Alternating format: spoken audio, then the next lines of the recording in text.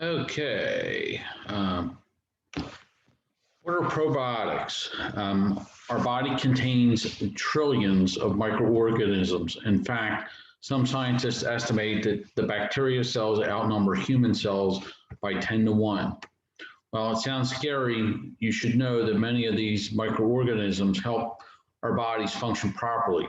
Bacteria helps us break down food, destroy disease-causing microorganisms, and produce vitamins. Many of the microorganisms in probiotic supplements are similar to microorganisms that naturally exist in our bodies. They're sold in supplement pill form and can be used topically in skin creams and also exists naturally in foods. There's a lot to know about probiotics, and we're about to break it all down. Basically, a short history of probiotics. There was a Nobel laureate back in the early 20th century, Elie Mechanoff. He's known as the father of probiotics. He was the first to propose that consuming beneficial microorganisms could improve people's health. He continued to investigate this idea, and the term probiotics eventually became into use. A look at microorganisms that make up probiotics. Probiotics contain a number of microorganisms, but the most common ones are known as a group called lactobacillus or biobacterium. Each of these groups includes many types of bacteria. Probiotics have a variety of effects on the body and can affect different people differently. However, these are some of the ways that probiotics might work: by maintaining a more desirable and balanced community of microorganisms, by stabilizing the digestive tract barriers against undesirable microorganisms, or produce substances that inhibit their growth.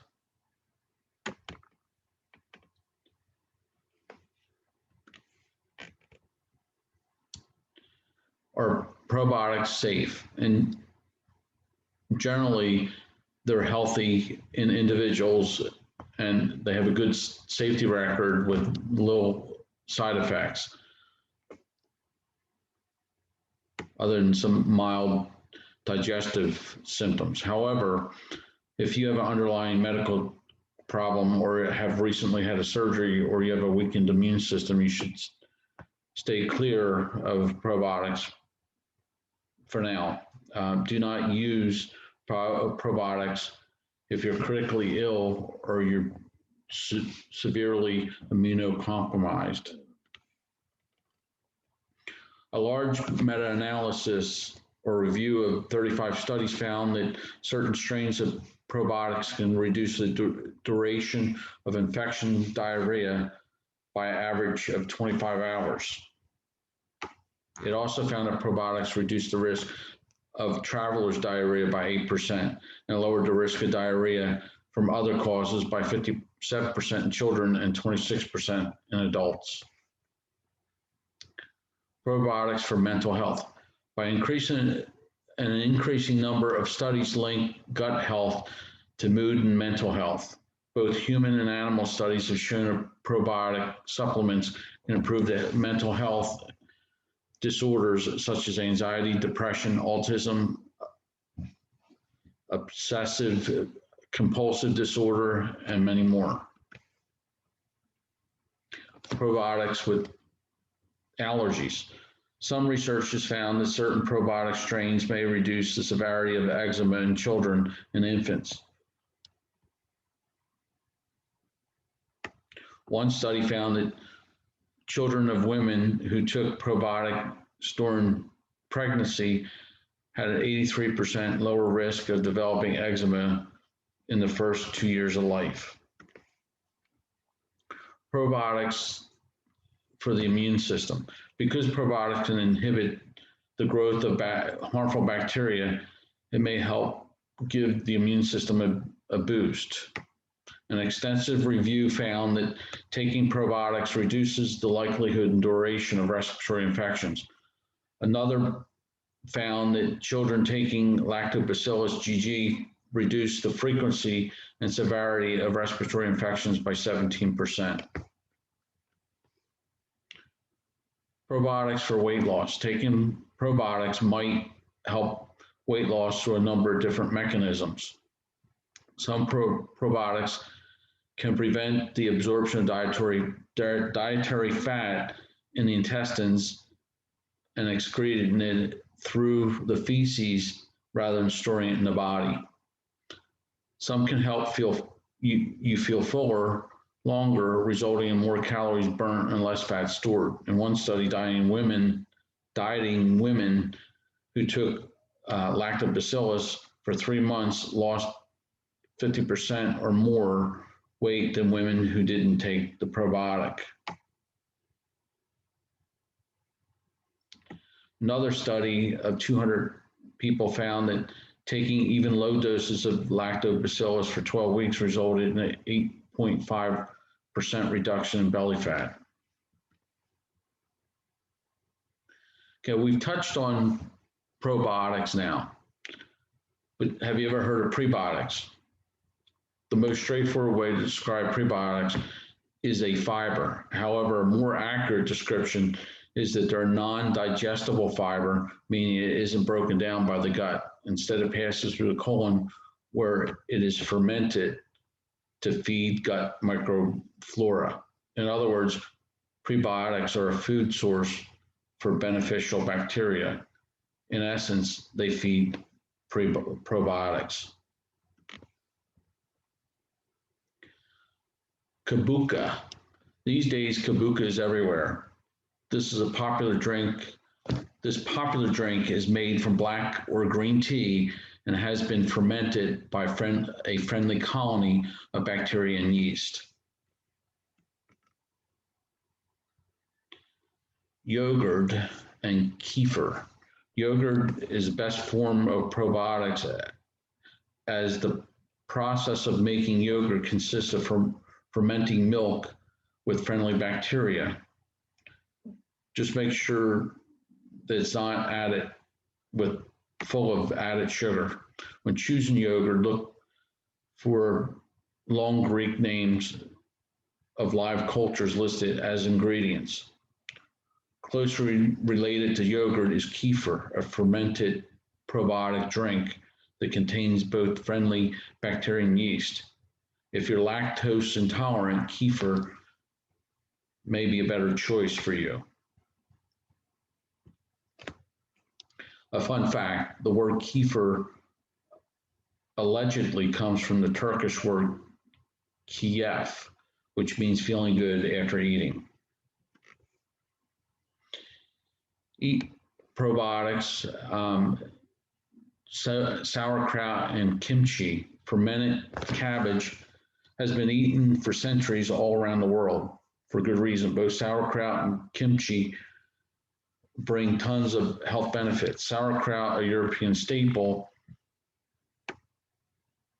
is probiotic rich in fiber as well as vitamins C, B, and K. Additionally, it contains iron, manganese, and antioxidants such as lutein and zeaxanthin. Kimchi, sauerkraut's cousin, is from the East.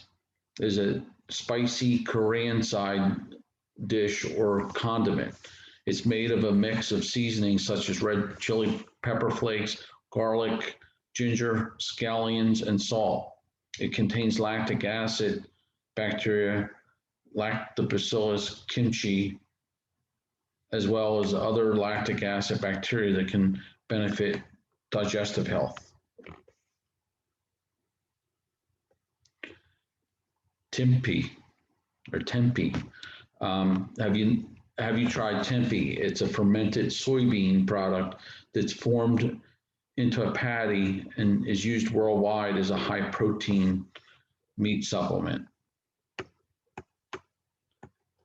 Through the fermentation process, soybeans are broken down to lower the amount of phytic acid, a compound that impairs the absorption of minerals like iron and zinc. to provide the body with probiotics as well as B12.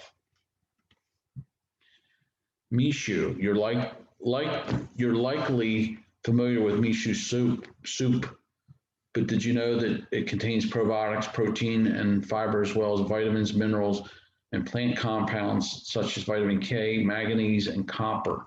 In Japan, mishu soup is typically consumed at breakfast time. To incorporate some into your diet, buy it as a paste and create a broth to sip.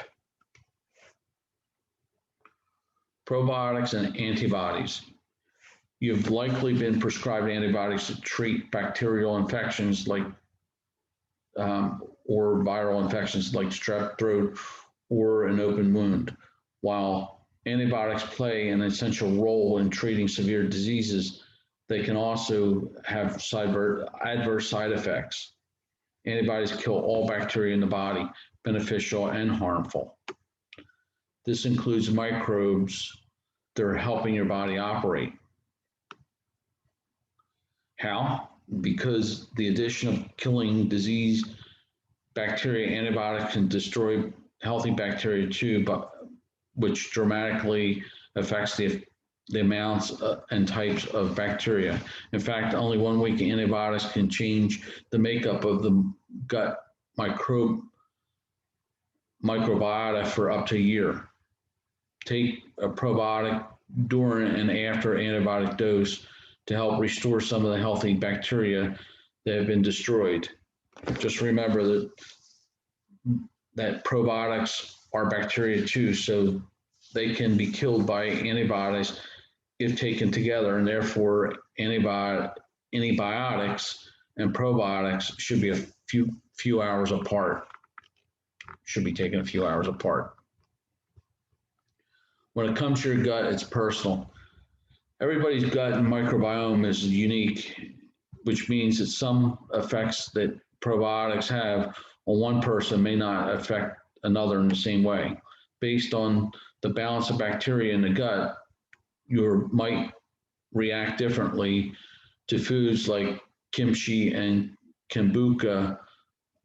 You may not feel the results after the first bottle of probiotics. Your journey to better health and a more balanced gut is personal to you. Picking the right probiotics. When we decide to pick out a probiotic, picking out the right one can make a world of difference. As a physician, we first identify the problem the patient is having and find the appropriate probiotic for their condition based on research. For instance, Lactobacillus salivarius is beneficial in patients with leaky gut, which is caused by a gluten or casein issue.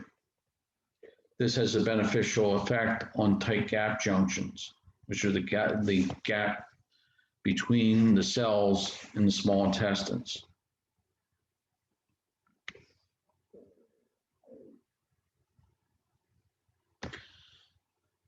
One last tip for taking probiotics.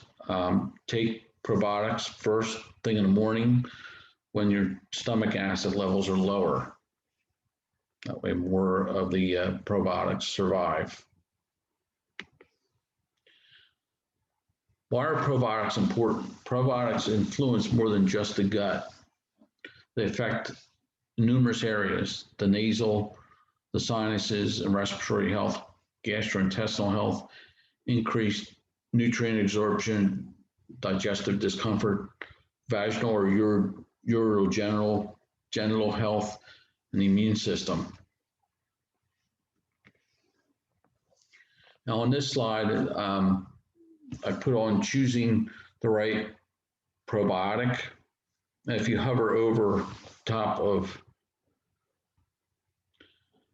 any of these slides or icons, it will give you a link where you're able to actually click on the link, and it will take you directly to our webpage to order specifically what is most beneficial for your condition. Thank you so much for taking the time out of your busy day to join us. We'd love to get in the chat with you. We hope that each of you got some useful information in our time together. If you have any additional questions, you can actually contact us via email at kappeswc@hotmail.com. Again, I want to thank you for joining us. We look forward to providing you with things that will benefit your health.